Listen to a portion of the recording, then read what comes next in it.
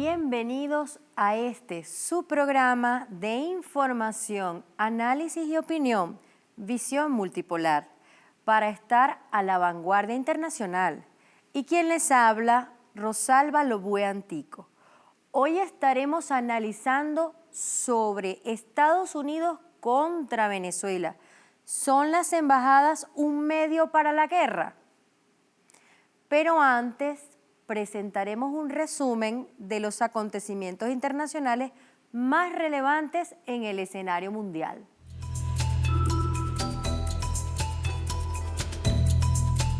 El gobierno bolivariano inicia la campaña Trump desbloquea a Venezuela. Y para conocer más sobre ello, escuchemos a William Castillo, viceministro de Comunicación Internacional de la Cancillería, quien nos dio más detalles sobre esto. Veamos el siguiente material.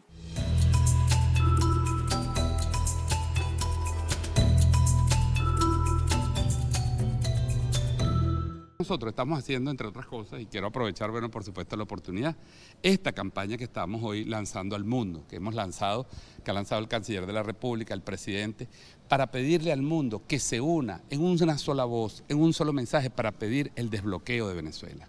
Trump debe cesar sus acciones agresivas. Acaba de anunciar ayer, hace apenas unas horas, sanciones contra los programas alimentarios.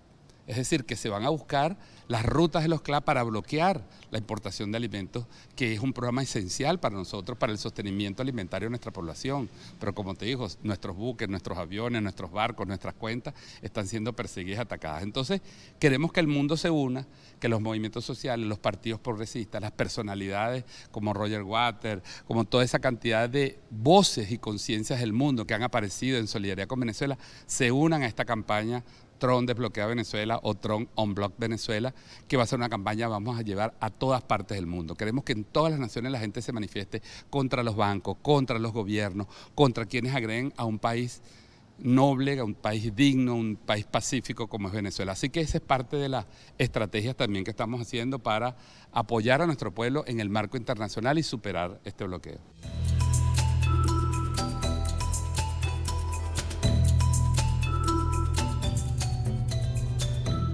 ¿Cómo la guerra entre Estados Unidos y China afecta a Latinoamérica?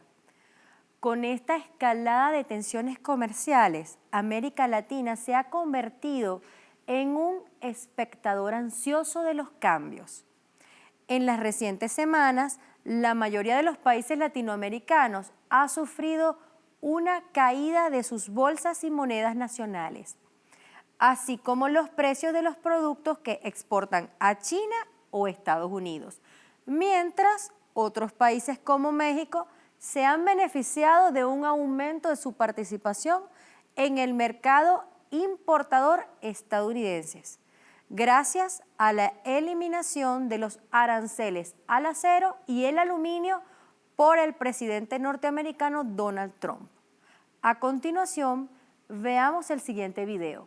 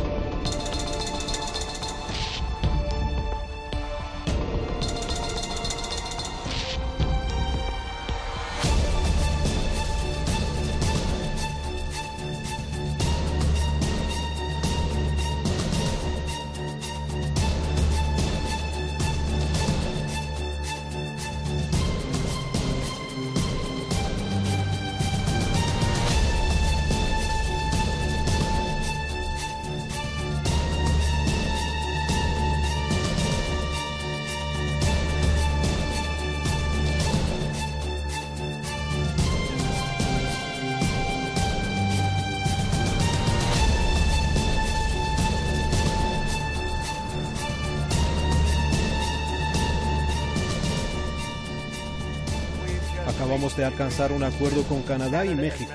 Vamos a vender nuestros productos a estos países sin imponerles aranceles o tarifas mayores.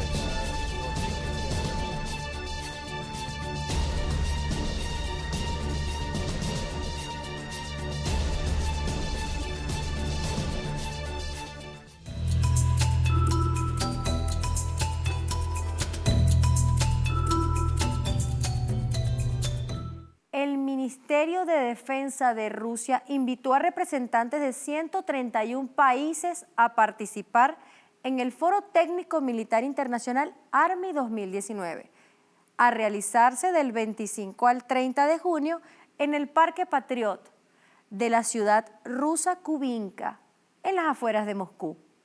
El programa incluirá 161 eventos científicos y de negocios, en los que se prevé examinar principales temas de la política mundial, la cooperación interestatal en materia de seguridad global, así como la resolución de los problemas en el ámbito de la defensa y el desarrollo de la cooperación técnico-militar internacional. La sinceridad máxima para China en las negociaciones comerciales es un signo de fortaleza. Estamos en el siglo XXI y los halcones comerciales de Washington no deberían confiar en su táctica de máxima presión para que China caiga de rodillas. Por el contrario, solo acelerará la innovación tecnológica del país asiático para que finalmente logre la independencia tecnológica. Este acostumbrado hábito estadounidense del chantaje también está enviando un mensaje claro al mundo. Aplastará a todos los que considere un rival potencial de su hegemonía. Nigerinos exigen salida de tropas de Estados Unidos y Francia del país. Miles de personas se manifestaron en las calles de Niamey, capital de Níger, para demandar el retiro de las fuerzas de Estados Unidos y Francia del país africano. Al grito de abajo las bases militares extranjeras, estadounidenses y francesas, los manifestantes, la mayoría estudiantes, condenaron a los grupos extremistas como Boko Haram por los frecuentes actos de violencia en Níger y lamentaron que las tropas francesas y estadounidenses no hagan nada para contrarrestarlos. Las fuerzas de defensa y seguridad de Níger son víctimas de ataques sistemáticos y por ello el gobierno debe proveer los medios adecuados a fin de garantizar la seguridad y la soberanía nacional. Irán pide a los musulmanes estar alerta ante el acuerdo del siglo. Actualmente, en la región del Oriente Medio ha surgido un perverso movimiento para promocionar el llamado Gran Plan de Occidente para Palestina. Advirtió el presidente del Parlamento persa, Ali Larijani, en alusión al llamado Acuerdo del Siglo de Estados Unidos para supuestamente resolver el conflicto palestino-israelí. Esta iniciativa es cínica y una gran traición al pueblo palestino, denuncia el legislador explicando que el proyecto elaborado por los Estados Unidos ignora todos y cada uno de los derechos básicos de los palestinos, incluido el derecho al retorno de los refugiados expulsados tras la formación del régimen israelí en 1948. Vamos a una pausa y al regreso estaremos analizando el tema de hoy con nuestro invitado, Carlos Ron Martínez, viceministro de Relaciones Exteriores para América del Norte de nuestra Cancillería venezolana.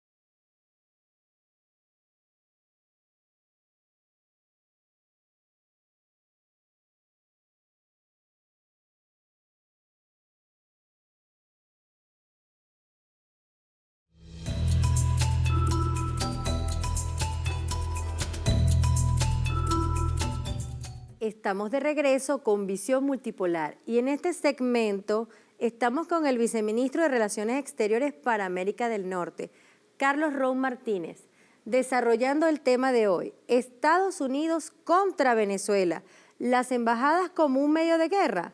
Pero antes veamos el siguiente video.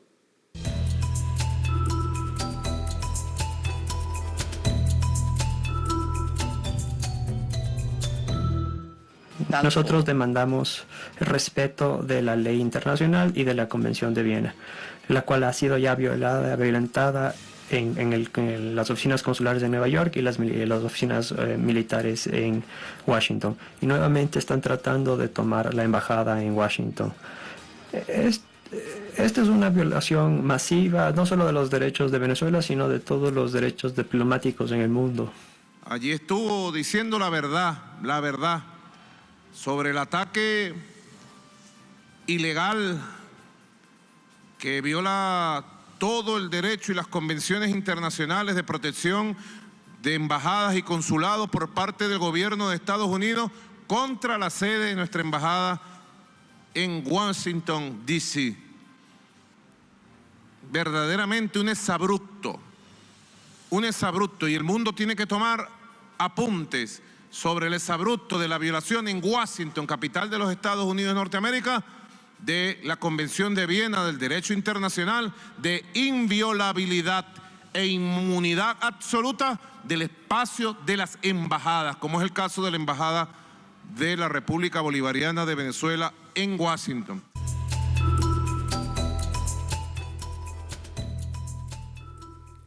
Bienvenido, señor viceministro, aquí a Visión Multipolar. Y bueno, este espacio totalmente a la orden para desarrollar estos temas. Mire qué importante conocer y comprender la situación real en el plano internacional sobre este acoso sistemático contra Venezuela en las embajadas, en las misiones diplomáticas en el exterior, especialmente en el caso concreto con los Estados Unidos. Cuéntenos un poco, con toda su experiencia al frente, incluso en la Embajada de Estados Unidos, que le tocó también anteceder antes de esta gran función, pues explicarnos qué sucede realmente con la Embajada de los Estados Unidos ante tantos ataques. Bueno, en realidad, primero que nada, gracias por la invitación, una gran oportunidad para compartir con el público. Creo que es importante que podamos discutir estos temas para que la población esté bien informada. Nosotros vivimos hace unos días un episodio que creo que no tiene precedentes, o por lo menos no exactos, donde se violó la Convención de Viena, donde Estados Unidos que dejó entrar en la antigua Embajada de Venezuela en Washington a funcionarios de seguridad sin la autorización del gobierno debido, arrestó a una serie de personas que habían estado allí defendiendo la soberanía de Venezuela, defendiendo el derecho internacional, oponiéndose a que le entregaran la embajada a un grupo de golpistas que se autoproclamaron embajadores o diplomáticos de la República cuando no lo son, y están cometiendo también un fraude no solamente contra el derecho internacional y contra Estados Unidos, sino también contra el pueblo venezolano al hacer eso. Estados Unidos entonces sienta ahí un terrible precedente donde dice básicamente: yo me siento con el poder político, el poder económico suficiente para no tener que cumplir el derecho internacional, para no tener que cumplir algo tan importante como la Convención de Viena, que en su artículo 45 nos dice que aun cuando haya una ruptura de relaciones entre estados, las sedes diplomáticas son inviolables. Esto quiere decir que el Estado, que es dueño, propietario de la sede, es quien determina quién entra, quién sale. Qué sucede con el resguardo de los archivos que están allí, qué sucede con el local, etcétera. Para esto hay una convención, porque se sabe que puede llegar a momentos en que el país tenga rupturas, ¿no? Eso está contemplado, pero el derecho internacional te ampara, te cuida. Y Estados Unidos no ha hecho caso a eso por digamos que lo mismo que están tratando de hacer aquí en Venezuela, el mismo bloqueo que intentan hacer para el país, para generar un cambio de gobierno aquí, lo aplicaron en una versión micro en la embajada. Sin embargo, perdón, viceministro, entiendo, comprendemos que estos ataques no son de ahora, del año 2019, sino que tienen toda una historia, incluso se remontan 2008, 2010, 2014, 2017, esta escalada. Y no solamente en Estados Unidos, sino también en Venezuela. ¿Pudiésemos explicar un poco la confrontación entre los países? Sí, yo creo que esto es algo bien sencillo, ¿no? No es solamente, incluso yo diría más atrás, yo creo que hace más de 20 años que esta confrontación existe, porque Venezuela rompió con un modelo que se venía implementando en toda la región. Con la llegada del gobierno revolucionario aquí se intentó hacer un cambio donde Venezuela miraba más hacia sí mismo, miraba hacia sus vecinos, se implementaban políticas públicas que beneficiaran a la mayoría de la población, y esto iba contra lo que se llamaba, o se llamó en su momento el Consenso de Washington, que era una serie de políticas de reformas estructurales a la economía, a los servicios públicos, que beneficiaban a grandes, más que todo a grandes empresas y al sector financiero internacional. Al Venezuela provocar esa ruptura y dar de alguna forma ese ejemplo, y crear, además impulsar espacios de construcción regional que no tuvieran la presencia de Estados Unidos o el tutelaje, digamos, de Estados Unidos, genera ya un conflicto, ¿no? Ya se convierte como un actor incómodo en la comunidad internacional para los planes que tendría Estados Unidos. Entonces desde ahí ya viene una especie de actividad para ver cómo socavar el gobierno de Venezuela, cómo generar un cambio, apoyar una oposición que pudiera en algún momento ganar las elecciones, cuando eso se ve imposibilitado porque la realidad del país le daba la victoria al presidente Chávez, porque la gente quería un modelo como el del presidente Chávez, que luego lo ha seguido el presidente Maduro.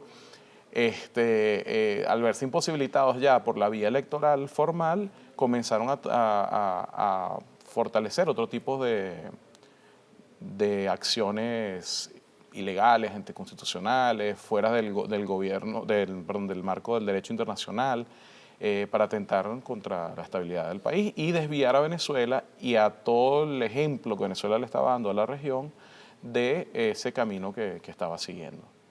Este cerco internacional no solamente es un cerco mediático internacional, sino también financiero.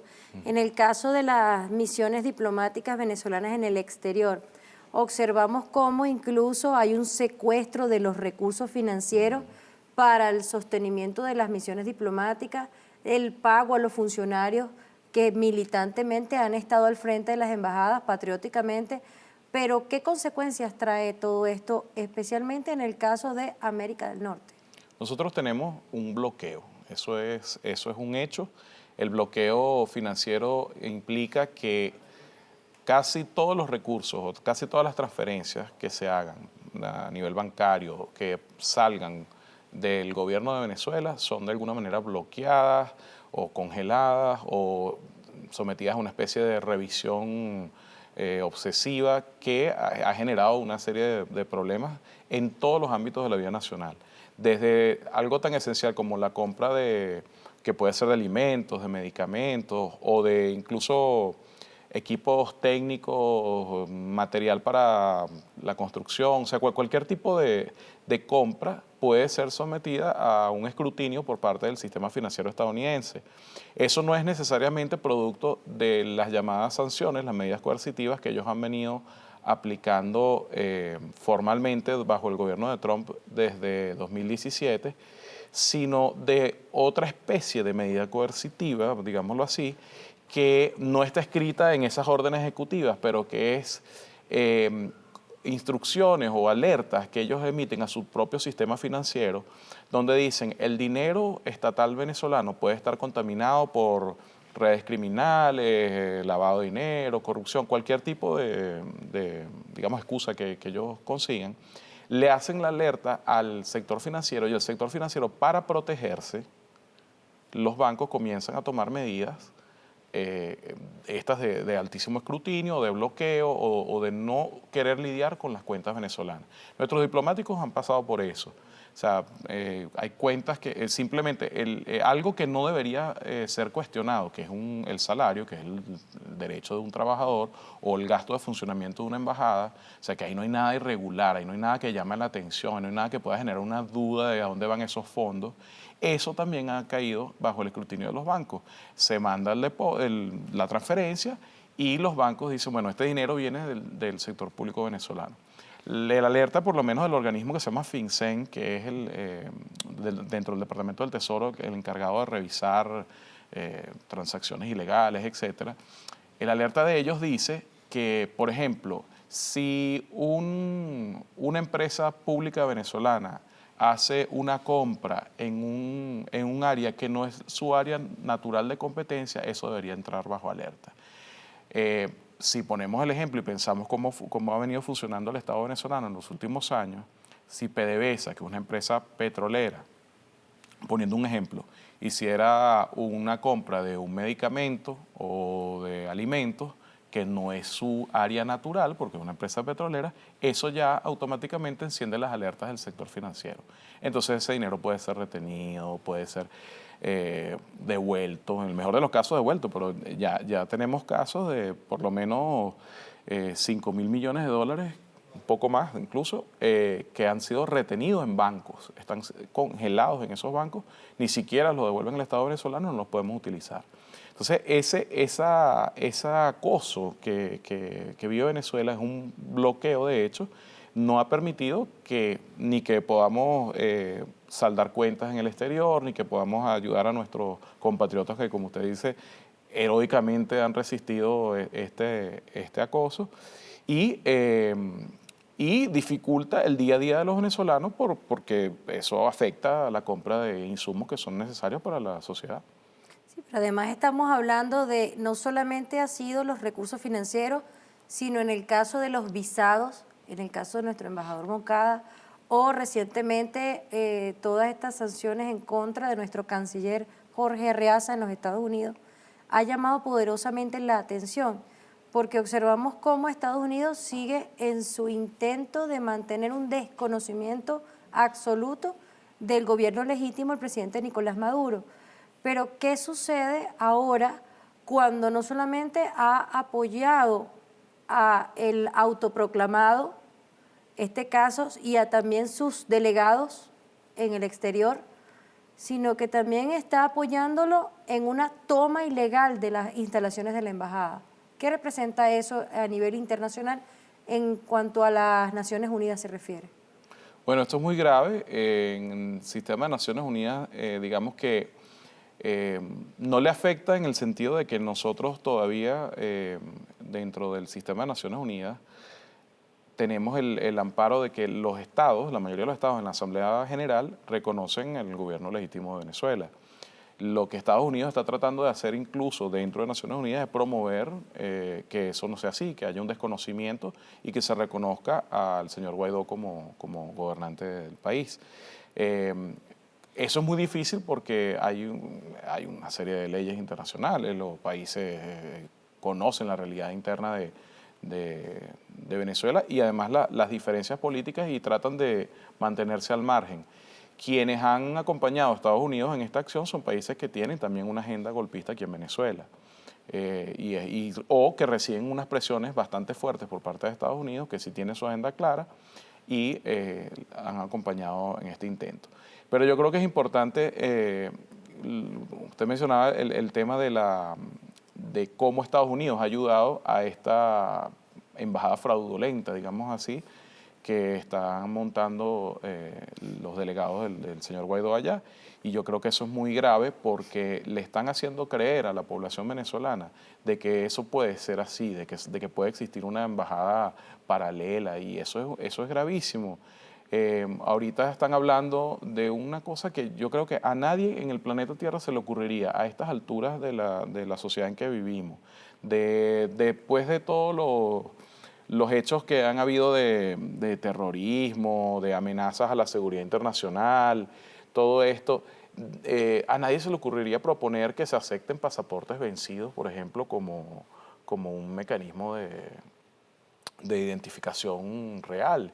Y esa es la propuesta que está haciendo este señor, y eso es un fraude, porque aun cuando lo aceptara en Estados Unidos por la agenda política que tiene Estados Unidos, en ningún otro lugar del mundo se lo va a aceptar. Entonces lo que estamos viendo es que este equipo golpista quiere desmantelar todas las instituciones venezolanas.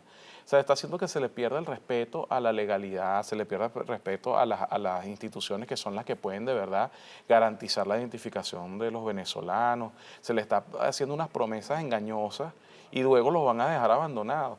Y por haber tomado la embajada de la forma en que la tomaron, sin haber esperado que se diera curso a los acuerdos para establecer las potencias protectoras, que es lo que estábamos trabajando con Estados Unidos, con Suiza, con Turquía. Suiza iba a tomar los intereses de Estados Unidos en Venezuela, Turquía iba a tomar la representación de los intereses de Venezuela en Estados Unidos. Eso lo entorpecieron con esta acción y lo que están es impidiendo que lleguemos al punto donde podamos de verdad atender a los venezolanos que tenemos ahí. Es una población significativa la que hace vida en Estados Unidos. Nosotros queremos brindar los servicios, seguir brindando servicios de pasaportes, de registros consulares, de todo lo que se hace, pero si esta gente toma el edificio, hace una campaña engañosa, eso nos hace más difícil de verdad poderle llevar la ayuda a los venezolanos.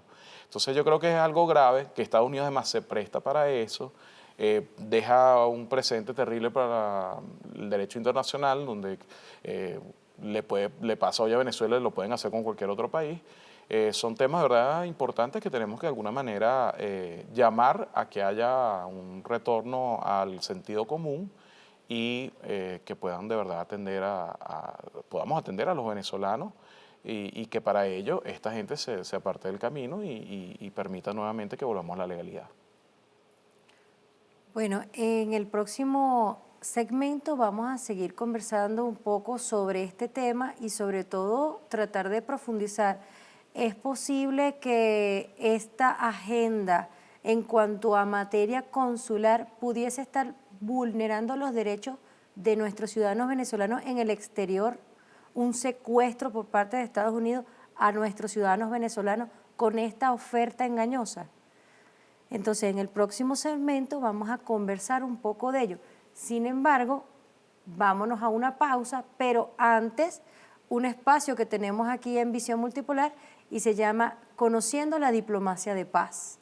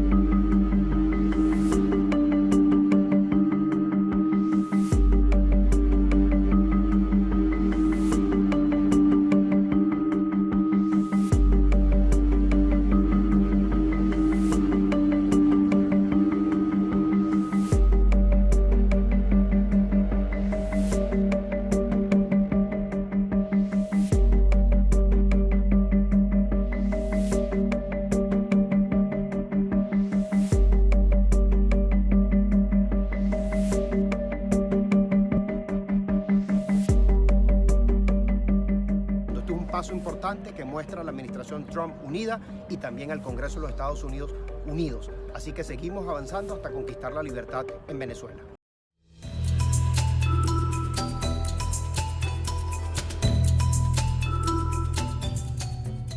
Continuamos con el viceministro Carlos Ron Martínez, desarrollando el tema de hoy sobre Estados Unidos contra Venezuela, y las embajadas como un medio para la guerra. Viceministro, en alcance a este video, este material que hemos preparado, nos gustaría conocer cómo un gobierno como el de los Estados Unidos desconoce al presidente Nicolás Maduro como presidente legítimo de la República Bolivariana de Venezuela, mientras que las Naciones Unidas, que es el máximo órgano a nivel mundial, están reconociendo al presidente Nicolás Maduro. Y se pretende desde el Congreso de los Estados Unidos crear un conjunto de leyes para intervenir de manera violenta en la soberanía y la autodeterminación de Venezuela como pueblo líder a nivel mundial. Bueno, yo diría lo principal es que Naciones Unidas es en realidad el órgano que representa a la comunidad internacional.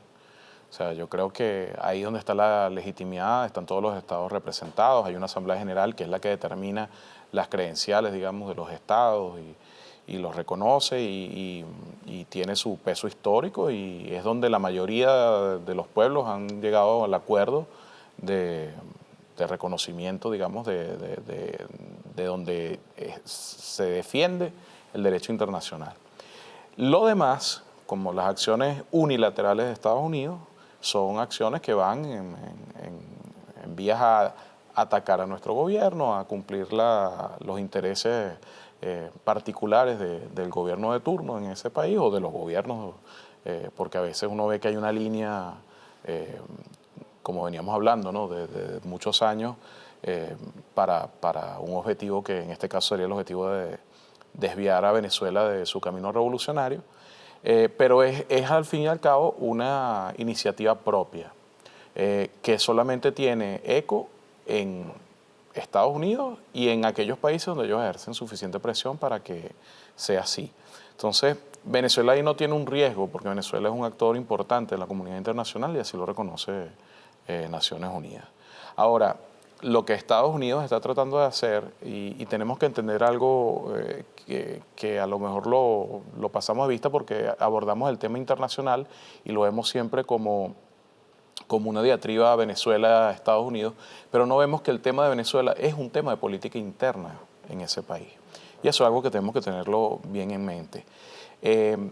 Uno de los estados más importantes para las elecciones presidenciales en Estados Unidos es el estado de Florida, donde ahorita radica la mayoría, un gran número de venezolanos.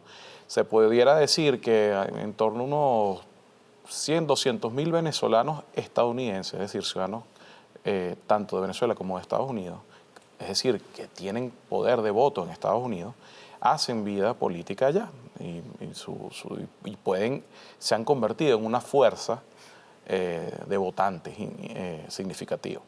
Si vemos las últimas elecciones en el estado de Florida a nivel de gobernador o a nivel de Senado, las diferencias entre los candidatos, entre el ganador y el más cercano contrincante, fueron de aproximadamente 15.000, 30.000 votos. Entonces una masa de 100.000, 200.000 votos puede alterar el resultado electoral en cualquier contienda. Y es un estado que es fundamental para ganar las elecciones en Estados Unidos. Entonces llega el momento electoral en el que estamos, el año que viene hay elecciones presidenciales de nuevo, y se renueva el Congreso o partes del Congreso. O sea, siempre la vida política dentro del estado de Florida va a jugar un papel importante en esta coyuntura.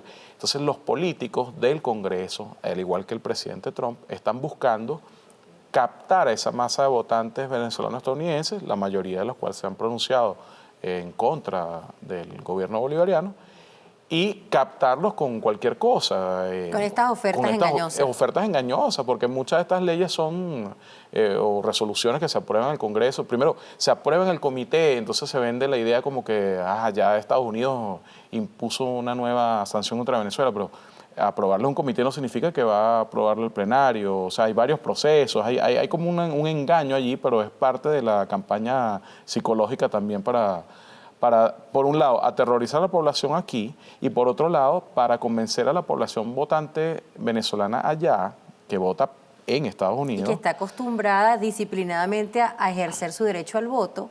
Exactamente, y a convencerlos de que están haciendo algo para ganar sus favores. O sea, están haciendo algo para representar a esa comunidad, están defendiendo sus intereses y todo esto. Y a la final, bueno, vemos que no necesariamente es así, ¿no? Yo creo que es siempre... fíjense, parte de estas ofertas engañosas está el llamado a otorgarles el estatus de protección temporal, el llamado TPS, ¿no? Las siglas en inglés, que se le ha dado a algunas comunidades que buscan refugio por cualquier tipo de motivo. Y desde hace ya más de un año, incluso la primera gran reunión que tuvo el vicepresidente Pence con... que creo que, si no me equivoco, fue en agosto de 2017, con la comunidad venezolana radicada en Florida, lo primero que le pidieron, no, necesitamos el estatus de TPS para los venezolanos, ya que Venezuela está viendo esta situación. Ahí todos se hicieron los locos. O sea, ahí nadie les ha dicho, sí, vamos a apoyarlos, porque se ve que lo sacan en las leyes, pero al final nunca lo ejecutan, ¿no? ¿Por qué? Porque estamos hablando de un gobierno bajo el presidente Trump que de por sí tiene una tendencia antimigrante. Está en todas sus otras políticas, si en todas sus otras políticas está buscando recortar el ingreso de inmigrantes a Estados Unidos, construir un muro, ¿qué nos va a hacer creer a nosotros que a los venezolanos sí? Porque pobrecitos, a los venezolanos sí se lo merecen. O sea, es un engaño que lo están usando para manipular a la gente que vota allá y para infundir miedo aquí también. Entonces, yo creo que tenemos que verlo muy claramente. Son herramientas que están diseñadas a alcanzar el propósito político que juega Venezuela dentro del estado de Florida y en otras regiones donde también hay una población venezolana significativa. Y además, en el juego político estadounidense, para estas próximas elecciones tenemos también que tomar en cuenta que la mayoría de los candidatos que están disputando por el sector, o por lo menos que han anunciado sus intenciones de disputarle la presidencia a Donald Trump, comenzando por Bernie Sanders, pero hay otros candidatos también, está Elizabeth Warren, están otros candidatos que vienen del ala progresista, o digamos más cercanos a aceptar una noción de socialismo en positivo. Esa ala ha captado una gran población, sobre todo en la juventud de Estados Unidos. Bernie Sanders logró una hazaña en la última campaña que durante varios meses consiguió recaudar más dinero a través de recaudaciones, aportes mínimos de $27 por persona, que lo hacían muchos jóvenes. Consiguió recaudar más dinero que inclusive Hillary Clinton, que tenía respaldo de una serie de corporaciones, del sector financiero y todo esto. Y eso demuestra que había un entusiasmo por el socialismo o por políticas socialistas que ofrecieran educación gratuita, salud pública, todo este tipo de cosas. ¿Qué le hace falta a Trump? Trump tiene que luchar contra esa noción. Entonces la forma de luchar contra eso es decir, no, el socialismo no sirve, el socialismo es un desastre, miren cómo el socialismo es un desastre, ejemplo, Venezuela. ¿Por qué Venezuela? Porque es el país donde ellos pueden ejercer las presiones, están ejerciendo un bloqueo y pueden demostrar dificultades. Ellos tratan de hilar eso como que si fuera un resultado del socialismo, de política socialista, para ayudarse en su campaña interna para las elecciones de 2020. Pudiésemos decir entonces que el pueblo norteamericano tiene esperanza en el modelo socialista que impulsa Venezuela. Mira, yo creo que si buscan en las encuestas de los últimos años, cómo ha cambiado el significado de la palabra socialismo dentro de Estados Unidos, habrá una gran sorpresa porque hay mucha gente que está volviendo incluso a las raíces del socialismo que ya existió antes de la Guerra Fría en Estados Unidos, que hubo candidatos, Eugene Debs, que llegó a ser candidato presidencial y ellos eligieron candidatos al Congreso. O sea, el socialismo jugó un papel importante dentro de la política interna de Estados Unidos. Muchos logros de la clase sindical se lograron bajo plataformas socialistas en los años 30, en los años 20. Entonces yo creo que sí, que hay un nuevo entusiasmo, hay un rechazo a las políticas que condujeron a la crisis de 2008, a las políticas neoliberales, a los grandes sectores financieros, a los grandes bancos. Y yo creo que la gente quiere además ver que su estilo de vida mejora. Su educación, su acceso a la salud. Entonces sí, hay ese riesgo y precisamente por eso es que tienen que combatir todo lo que suene a socialismo y por eso el ensañamiento contra Venezuela. Necesario además atacar, como doctrina Monroe, atacar automáticamente a la doctrina bolivariana del siglo XXI. Ese es el principal objetivo, no solamente en toda Latinoamérica y el Caribe, sino también en su propio territorio. Pudiésemos decir, ya que Estados Unidos acostumbra a tener una misma agenda, que así como lo fue la Plaza Francia en el 2014 y en el 2017, un símbolo. El Puente Las Tienditas este año, también otro símbolo. Ahora la Embajada de Venezuela en Washington viene siendo otro símbolo de la supuesta libertad que ellos quieren conquistar para nosotros los venezolanos. Seguramente, yo creo que lo podemos evaluar de esa forma, pero yo creo que ese es un símbolo que nosotros tenemos que retomar y más bien enfocarnos en la historia que se vino desarrollando en ese edificio en las últimas semanas antes de esta toma ilegal que ellos acaban de hacer. O sea, yo creo que es muy importante reconocerle sobre todo al colectivo de protección de la embajada, que fueron organizaciones sociales antiguerra, de mujeres, antirracismo, que se unieron, ciudadanos estadounidenses todos.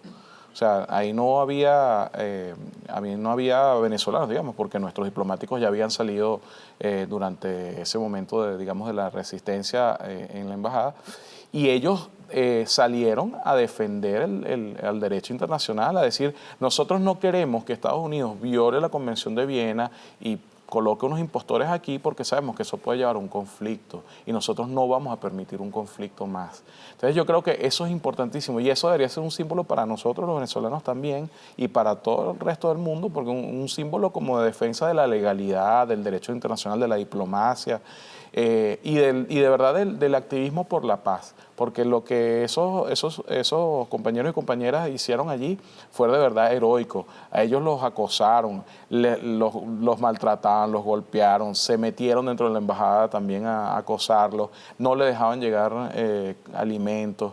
Llegó un momento en que le cortaron la luz, le cortaron el agua y ellos seguían resistiendo allí hasta que se llevaron presos a las últimas personas que quedaron. Entonces, es muy importante porque eso fue una manifestación de solidaridad internacional, de decir, y yo creo que no hay precedentes en la historia de Estados Unidos de un caso así, pero decirle al gobierno, nosotros no vamos a aceptar que ustedes violen la ley, nosotros no vamos a aceptar que ustedes nos arrastren a otra guerra sin sentido, y menos en América Latina, menos después de todo lo que Estados Unidos ha hecho en América Latina. No nos vamos a permitir y nosotros estamos aquí para por lo menos manifestar nuestra oposición a eso. O sea, yo creo que eso ese debería ser el símbolo, no esta gente ahora con su registro falso, con todas estas cosas que quieren promover. Ellos viven en Twitter, ¿no? Mandando fotos y todo eso. Es un gobierno virtual. Es un gobierno virtual porque no ejercen ningún tipo de control sobre nada. Nosotros somos un Estado serio, vamos de verdad a buscar, seguimos trabajando a pesar de esa agresión, seguimos trabajando, primero defendiendo la Convención de Viena aquí en Venezuela. Nosotros hemos respetado los espacios de la antigua Embajada de Estados Unidos aquí, eso se le ha dado seguridad, se le ha garantizado su seguridad y seguimos trabajando en pro de la diplomacia buscando llegar al acuerdo donde podamos tener nuestras potencias protectoras cada uno de los países y podamos atender de verdad a los venezolanos, podamos darle un pasaporte de verdad, podamos hacer un registro de nacimiento de verdad, o sea, podemos de verdad hacer el trabajo que necesita el pueblo venezolano que hace vida en Estados Unidos y no esta farsa. Entonces yo creo que es importante, insisto, la embajada en Washington ahora tiene que ser un símbolo también de eso, de la lucha, a pesar de los abusos, a pesar de las agresiones, de esa actitud gangsteril de que yo soy más fuerte que tú y hago lo que me da la gana. A pesar de eso, para nosotros ese tiene que ser un símbolo de siempre de vuelta a la cordura, de que pase lo que pase, el derecho internacional debe prevalecer, pase lo que pase, la diplomacia y el diálogo debe prevalecer. Nosotros siempre tendremos la razón en ese sentido. Viceministro, ya para cerrar, ¿cuáles son los próximos pasos a seguir por parte del gobierno bolivariano, el gobierno venezolano, para rescatar, recuperar la institucionalidad del derecho internacional, pero especialmente lo que es el ejercicio de nuestras misiones diplomáticas en Estados Unidos y concretamente cómo proteger a nuestros ciudadanos venezolanos en el exterior. Bueno, nosotros en este momento estamos haciendo examinando todas las posibilidades que tenemos en el marco del derecho internacional. Como le dije, estamos insistiendo mucho con Estados Unidos a través también de las negociaciones que dijimos con Suiza y Turquía, para de verdad poder ejercer este papel de potencias protectoras y atender a nuestros ciudadanos. Mientras tanto, nuestras embajadas, tanto en Ciudad de México como en Ottawa, están recibiendo también los trámites que puedan recibir a nivel de visado, de pasaportes, este tipo de cosas que son necesarias. Estamos atendiéndolos allá hasta que podamos de verdad hacer una atención real dentro del territorio estadounidense. Está de manos de Estados Unidos, no está de manos nuestras aceptar eso. Entonces, bueno, estamos haciendo todas las gestiones posibles para ello. A nivel internacional hemos hecho la denuncia en Naciones Unidas y no estamos solos, ¿no? Hay una idea de que ellos tienen el apoyo de Estados Unidos y los países algunos países de la Unión Europea, pero en realidad la gran mayoría de países. Nosotros hicimos una reunión en Naciones Unidas creo que en el mes de febrero fue la primera, donde al menos 60 países en ese momento inicial se pronunciaron a favor de la defensa de la Carta de Naciones Unidas, en contra de la injerencia, o a favor de la autodeterminación de los pueblos. Hemos seguido reuniéndonos con ese grupo está creciendo en número y yo creo que es importante porque es un respaldo a Venezuela, es un respaldo al reconocimiento de que los derechos de Venezuela están siendo violentados. Y mantendremos todas esas acciones en el marco de Naciones Unidas y los espacios internacionales que tengamos que hacerlo para defender nuestros derechos. Esperemos que podamos recuperar nuestros edificios, son patrimonio de Venezuela. Estados Unidos puede reconocer al señor Guaidó si quiere, pero no puede determinar a quién le pertenecen los bienes del Estado venezolano. Correcto. Entonces, ahí debe prevalecer nuevamente el derecho internacional. Nosotros vamos a seguir luchando por lo que son los derechos de todos los venezolanos. Es una guerra dura porque ellos tienen una fuerza económica que es real, tienen una fuerza diplomática, militar, que es real, pero nosotros tenemos una fuerza moral que es invencible. Viceministro, el tiempo se nos hizo realmente corto. Este tema es necesario periódicamente. Bueno, este espacio está a la disposición para seguir informando sobre estos avances a nivel internacional y, bueno, restituir y seguir defendiendo la soberanía de Venezuela en el territorio y en el exterior también. Bienvenido nuevamente y muchísimas gracias por estar con nosotros. Gracias a usted. Ahora haremos una pausa, pero antes los dejamos con nuestra sección Conociendo la Diplomacia de Paz.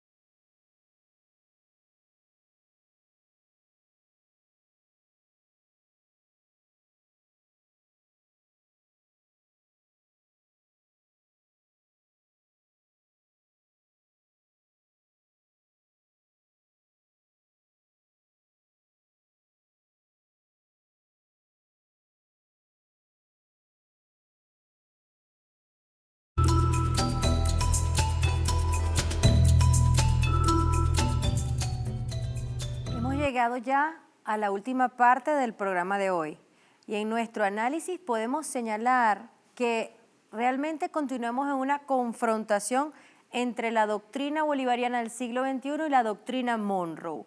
En este intento injerencista que a lo largo de 20 años no ha cesado los Estados Unidos de Norteamérica en utilizar distintos mecanismos para cercar a Venezuela en su intento de construir la soberanía como país, como nación y defender la autodeterminación como pueblo.